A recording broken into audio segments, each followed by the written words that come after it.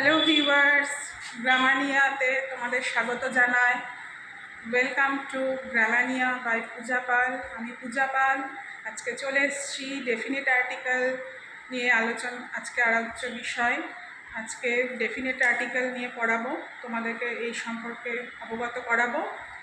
Definite আর্টিকেলটা কি, সেটা হচ্ছে আর্টিকেলটা পড়ানোর সময় আমি তোমাদের শুরুতে বলেছিলাম যে আর্টিকেলকে দুই ভাগে ভাগ করা হয়। সেটা হচ্ছে একটা ইনডেফিনিট আর্টিকেল আর একটা ডেফিনিট আর্টিকেল। তো গত পর্বে আমি ইনডেফিনিট আর্টিকেল নিয়ে আলোচনা করেছি এবং কোথায় কোথায় বসে ইনডেফিনিট আর্টিকেলটা, সেটা বিস্তারিত আলোচনা করেছি। আর আজকের আলোচ্য বিষয় হচ্ছে ডেফিনিট আর্টিকেল, অর্থাৎ দি এর ব্যবহার বা দি শব্দটি কোথায় কোথায় বসে। সব জায়গায় কি আমরা দি বসাতে পারবো না? নিশ্চয়ই। কোথায় কোথায় দি বসবে সেটা আজকে আমি বিস্তারিত আলোচনা করব। তো দেখো, এখানে একটা হয়তো এটা বোর্ড আছে, তো আমি এটা বললাম the board is on the table. The board বলছি, তাহলে বোর্ডটি হয় টেবিলের ওপরে, তাই তো? তাহলে এখানে দি বসানোর ফলে বোর্ডটি এটি নির্দিষ্ট করে বলা হচ্ছে যে টেবিলের ওপর অনেক জিনিস রয়েছে, তোমরা দেখতে পাচ্ছ। তার মধ্যে আমি বোর্ডটাকে নির্দিষ্ট করে বললাম যে টেবিলের ওপর বোর্ডটি রয়েছে। তো এই ক্ষেত্রে দি বোর্ডের আগে বসলো। এরপর এইভাবে কী হয়, যে কোনো ব্যক্তি বা বস্তু বা একটি হোক আর একের বেশি হোক, তাকে যদি নির্দিষ্ট করে বোঝাতে হয় তাহলে ডেফিনিট আর্টিকেল অর্থাৎ দি বসে। তারপর দেখো যে দি কোথায় কোথায় বসে এর কিছু নিয়ম রয়েছে।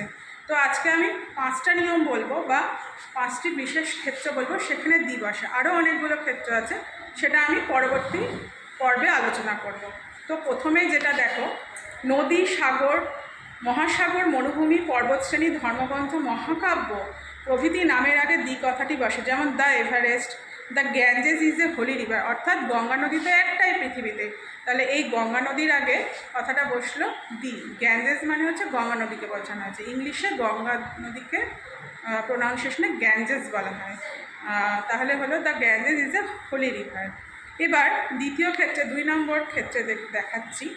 একটিমাত্র জিনিস বা দ্রব্য হলে তার আগে দি কথাটি বসে। যেমন আমাদের এই ইউনিভার্সে সূর্য, চন্দ্র একটিই আছে, গ্রহ নক্ষত্র অনেক আছে, স্টার্স আছে, কিন্তু সূর্য একটি নক্ষত্রকেই বোঝাচ্ছে, তাহলে ওখানে বসবে the sun, the moon, the sky.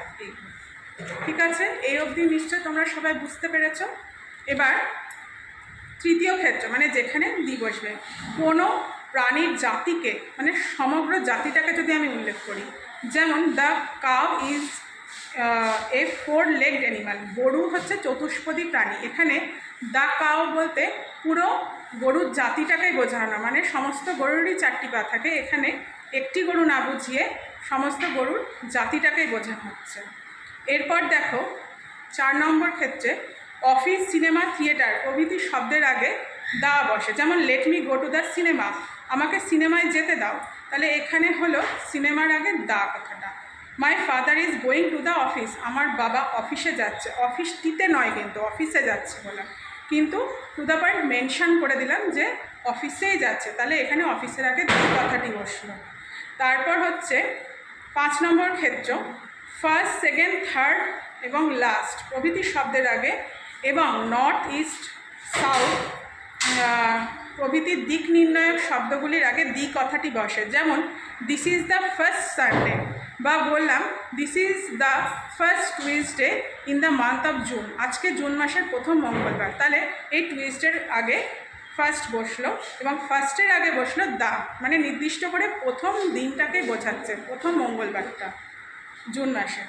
He is the last boy of the class, তাহলে সে হচ্ছে মানে ক্লাসের একদম শেষের রোল নাম্বার যার, তাকে বোঝানো হচ্ছে last. The park is on to the north of the house, বা বললাম the play ground is to the north of the school, স্কুলটির উত্তর দিকে একটা খেলার মাঠ রয়েছে, তাহলে দিকটা নির্দিষ্ট করে বোঝাতে কি বসলো না নর্থের আগে দি কথাটি বসলো।